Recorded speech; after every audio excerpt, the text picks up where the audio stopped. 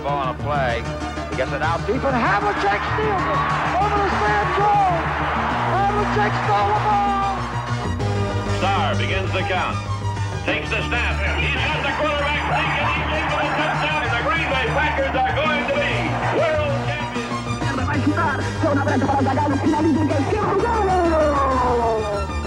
Affirmed under a left-hand whip. Alliar on the outside driving. Affirmed to Alliar. Heads apart.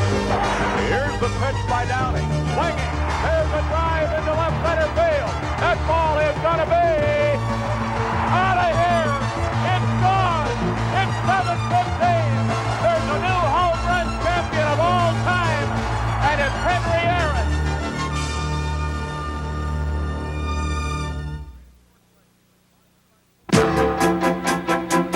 The Green Bay Packers were the dominant team in pro football during the 60s. Vince Lombardi was the inspirational force behind those teams. He asked his players to set seemingly impossible goals and then taught them how to make the impossible a reality. The character of those Packer teams matched that of Coach Lombardi. They were tough, hard-nosed, and totally dedicated to becoming the best team in football. Vince Lombardi was a man of extreme passion who made no attempt at disguising his feelings.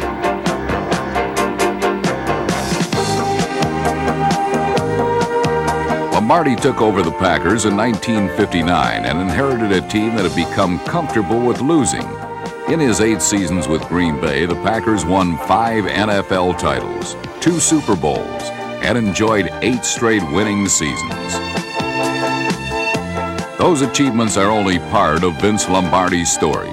Those who knew the man best recall the effect he had on their lives.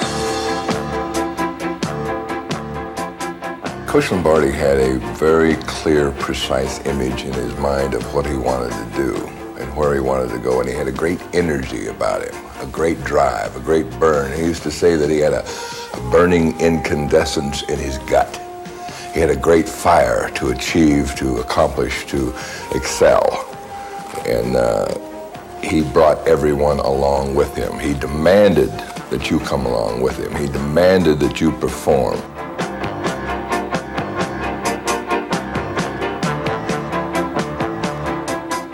The man was a great man, and not only myself, but everybody that plays for him probably thinks about him more than once a day. I love my father, put it this way. However, I don't think about him every day. I do think about Coach Lombardi every day.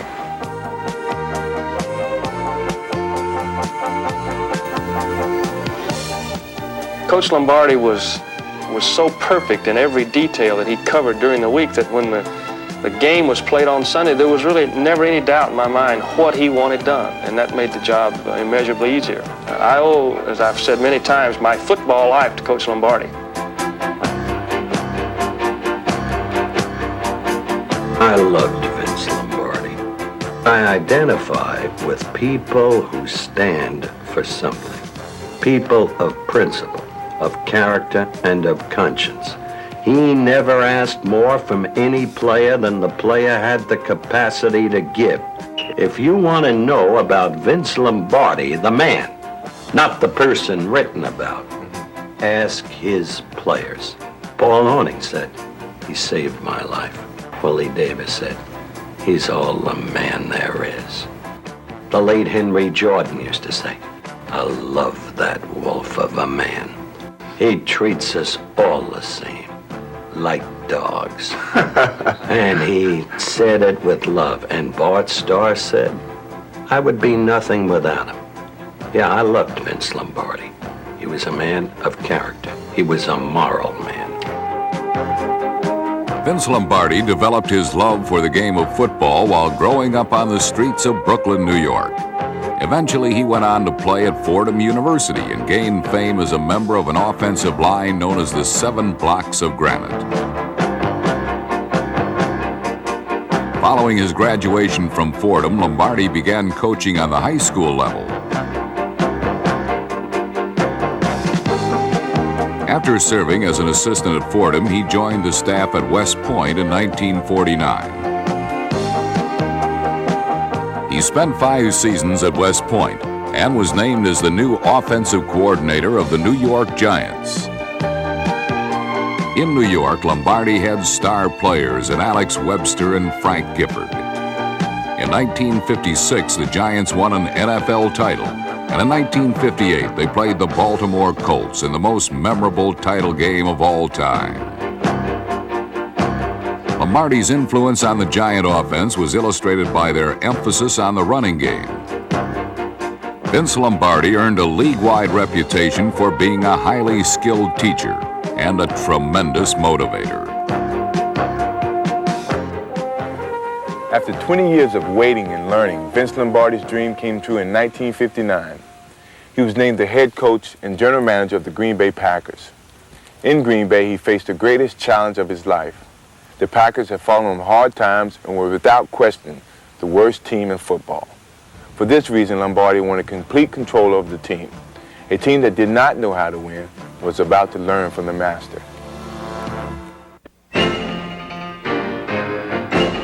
Vince Lombardi arrived in Green Bay in 1959 and began transforming losers into winners. Despite their poor record, the Packers did have some quality performers, such as quarterback Bart Starr, halfback Paul Hornung, and fullback Jim Taylor. What the team lacked was direction. Coach Lombardi arrived and said, "I have never been a loser, and I have never been associated with the loser. If you don't want to pay the price, if you don't want to make the sacrifice, if you don't want to work and do the things you have to do to win, then get the hell out." No one left. So he went on and he said, "Gentlemen, we may lose, but we won't lose with the same faces. So if we lose, we're going to change some of the people in this room." During the 1959 season, the Packers unleashed a ferocious running game that combined raw power with precise execution. This was Lombardi's brand of football. Fullback Jim Taylor blasted through gaping holes in the middle of the defense, while guards Jerry Kramer and Fuzzy Thurston paved the way for Paul Hornung on the famed Green Bay power sweep.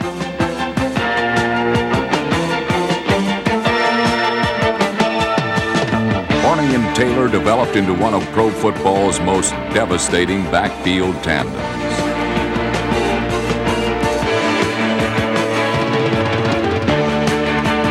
The Packers also gained a leader in Bart Starr, who was made the starting quarterback that year and led the team to its first winning season since 1947. We were 7-5 that year, and the next year we went to the championship in Philadelphia. And it was too far a leap to think about winning a championship game from where we had come from. To be in the championship was about as far as we could see or as far as we could dream. So we got into Philadelphia and we lost that game. If we had another 10 seconds or another 20 seconds or something like that, we feel we would have won the game. But he came in after the game in the locker room, said, "Okay, bring it up, bring it up."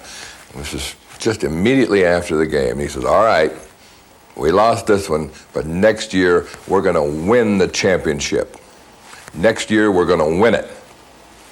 And he began right then. He gave us a goal and gave us a direction and gave us a dream. He gave us an image of where we wanted to go and made sure we went there. The Packers returned to the NFL title game in 1961 and took on the New York Giants. The key player in this game was Paul Hornung, who caught 3 passes, gained 89 yards rushing, and scored 19 points.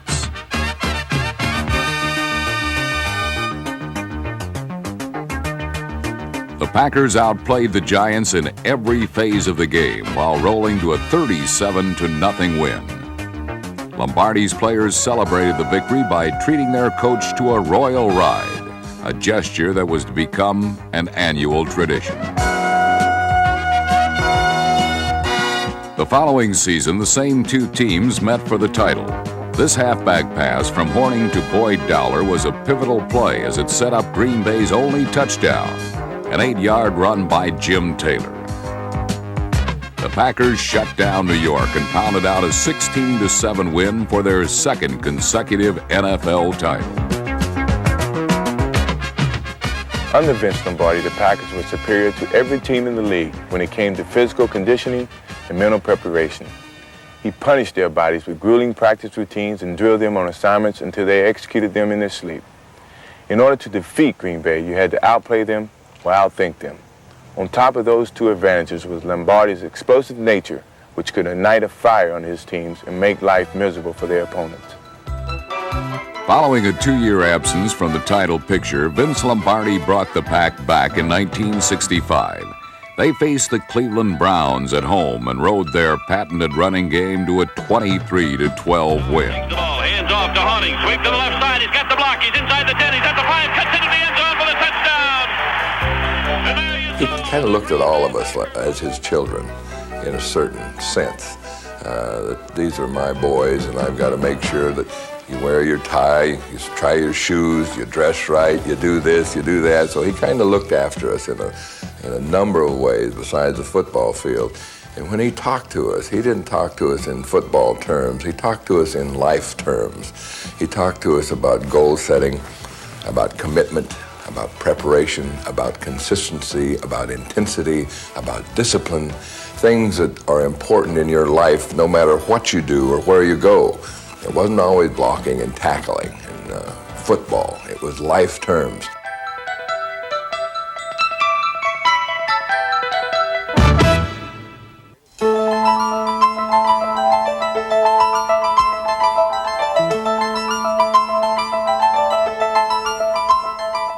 There's no doubt that Vince Lombardi was a tough man, capable of instilling fear in the hearts of rookies as well as veteran players. Beyond the image, however, was a man who knew how to motivate people.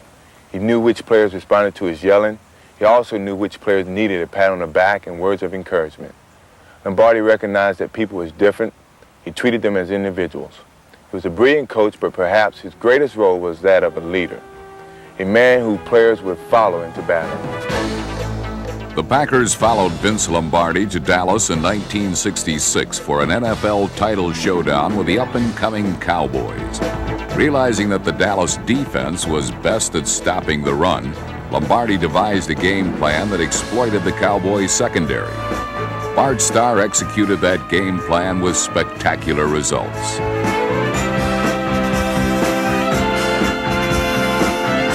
His 4 touchdown passes gave the Packers a 34-27 lead.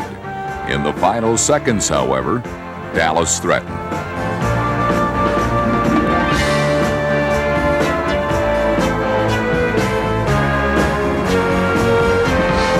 The Packer defense halted Dallas on their doorstep to preserve their 4th title in 6 years. The Packers would then go on to play in the first Super Bowl. Whenever we achieve something, whenever we do something, we say, well, okay, that we were supposed to do that. It's not a yippee, a rah-rah, a jump up and down, turn flips, and tell the world how wonderful we are. That wasn't our style. It's what are we going to do next? What hill is there to climb next? Where do we go next?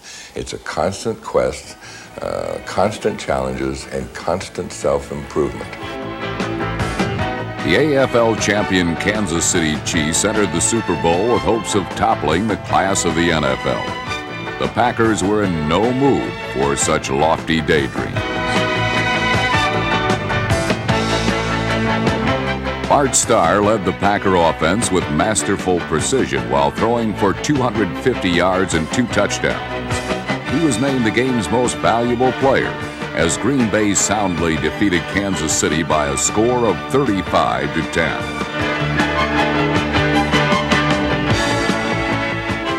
What he really stood for and what he really meant, I believe, was making the effort to win, giving everything you had, reaching down beyond the limits and making the effort, making the attempt to win.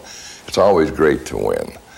But it's just as satisfying sometimes to know that you have given a little bit more than you thought you could possibly give, and to lose.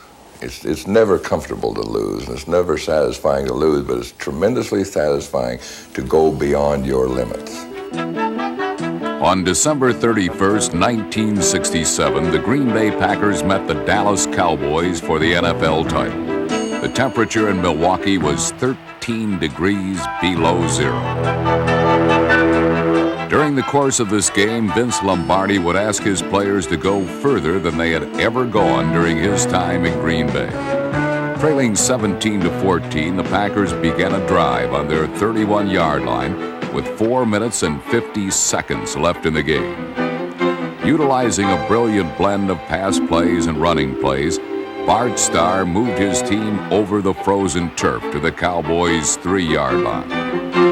Facing a third down, Lombardi and his quarterback discuss whether to kick a tying field goal or go for 6 points. Go ahead, score. Starr begins the count. Takes the snap. He's got the quarterback thinking he's in for the touchdown, and the Packers are out in front. 20-17. There's 13 seconds showing on the clock, and the Green Bay Packers are going to be world champions, NFL champions for the third straight year. The Packers became the first team in NFL history to win 3 straight titles. After that bone-chilling win, it was on to the warmth of Miami and a date with the Oakland Raiders. The Packers entered this game knowing that it would be Vince Lombardi's final one as their head coach. They were determined to come up with the performance of their lives in order to provide their coach with a fitting farewell.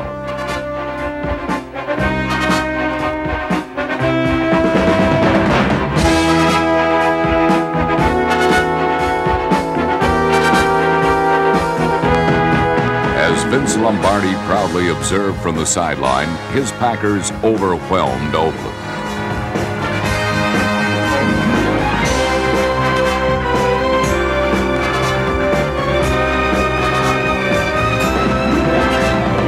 This fourth-quarter interception by Herb Adderley brought the contest to a close.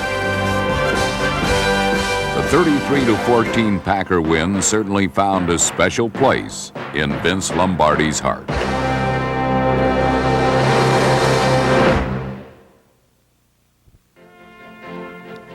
After stepping down as the Packer head coach, Vince Lombardi became the team's general manager for 1 season. During that period, he discovered that his heart was still devoted to coaching. Rather than rejoining his old team, he chose to accept the position of head coach and general manager with the Washington Redskins. In 1969, he led the Redskins to their first winning season in over a decade. The work begun that season, however, would go unfinished. In June of 1970, he learned that he was suffering from cancer. Tragically, on September 3rd, Vince Lombardi died at the age of 57. I would say he was one of the greatest human beings I've ever run into.